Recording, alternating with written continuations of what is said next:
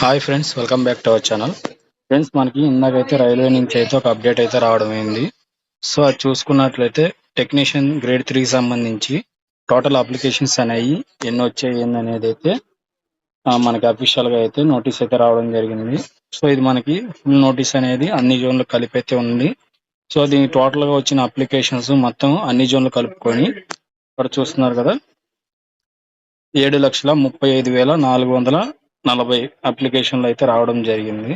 So ఇదే విధంగా మనం ఎక్కువగా అందరూ అప్లై చేసుకునే చెన్నై జోన్ చూసుకున్నట్లయితే 1,40,671. అదేవిధంగా సికింద్రాబాద్ చూసుకున్నట్లయితే 30,682. సో మన తెలుగు వాళ్ళు ఎక్కువగా అప్లై చేసేది వచ్చేసరికి సికింద్రాబాద్ ఒకటి, చెన్నై ఒకటి, ఇంకా నెక్స్ట్ చూసుకున్నట్లయితే బెంగళూరు కదా. సో బెంగళూరు కూడా చూసుకున్నట్లయితే 20,883 అప్లికేషన్స్ అయితే వచ్చాయి.